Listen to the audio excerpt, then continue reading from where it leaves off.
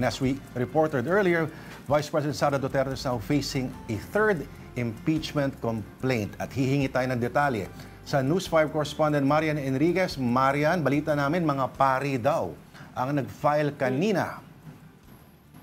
Tama ka dyan, Lord, no, mag-alas 12 nga ngayong tanghali, no, dumating dito yung grupo ng ikatlong complaint or nagpasa ng impeachment complaint laban sa Vice President Sara Duterte.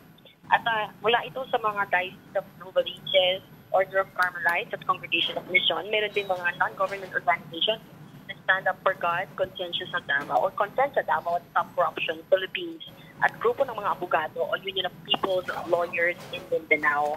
Yung mga kongresista naman na nag-endorse nga nitong impeachment complaint ay si Assistant Minority Leader at Camarines Sur Representative Gabriel Hurtado Jr. at si Deputy Minority Leader Ambus OWA Party List Representative Lex Anthony Craig Colada. Dahil nga sa mga grounds na inilatag itong grupo ay yung betrayal of public trust at culpable violation of the Constitution dahil sa pagkubit umano ng funder o kaya yung mga malversation, graft, and corruption sa maanumalyaw mo ng paggasta ng 135 million confidential funds ng OVP noong 2022 at ang siguro 112 million pesos na funds ng DepEd noong 2023. Ginit din nila nga nagkaroon na ng bribery sa mga opisyal ng DepEd. Matatandaan, siniwalat nga diba ng ilang DepEd officials na nakatanggap sila ng mga envelope na may lamang cash na nasa 12,000 hanggang 50,000 mula o doon sa BC nga ni dati kalihima ni Vice President Sara Duterte. Naniniwala rin sila na illegal na yung mga disbursement o paggamit ng pondo ng BC, base na rin sa mga nubas nga sa pagdinig ng Kamara. Matatandang maging Philippine Statistics Authority, di ba, verify na walang birth records yung ilang mga nakapirma sa acknowledgements received na nakatanggap umano ng flood funds tulad na Mary Grace Campos at Kokoy Galiming. Balik sa inyo.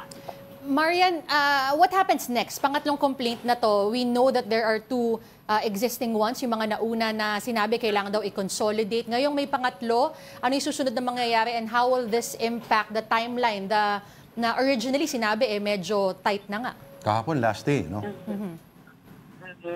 Actually, ayon kay Secretary General Reginald Velasco, i-verify pa yung naunang dalawang complaint ng kanilang legal department. At ito nga pangatlo ay mula ngayong araw, umpisa na rin nila ipag-verify at saka nga itatransmit, ipapadala doon sa opisina ni Secretary at Speaker Martin Romualdez. Ang problema nga naka-break na yung session at magbabalik yung session Kongreso by January 13 next year na yan. So doon pa lang mag-uumpisa yung 10 araw.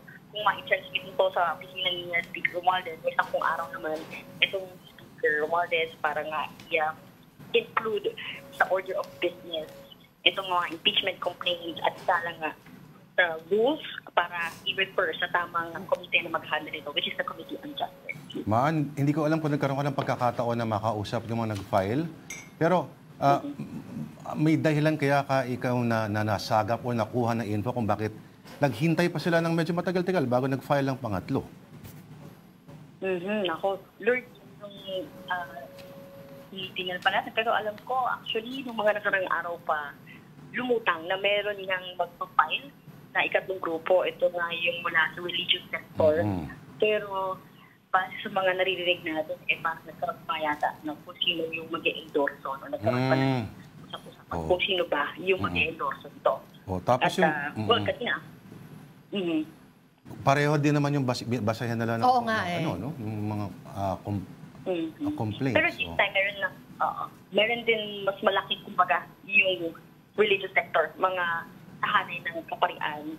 And kanina nga, sinabi ng isang complainant na si Reverend Father Joselito Sarabia, sabi niya po, we believe VP Sara committed something illegal and something immoral against the Filipino people. And for us, sabi niya, thou shall not kill, thou shall not steal, thou shall not bear false witness. Alright.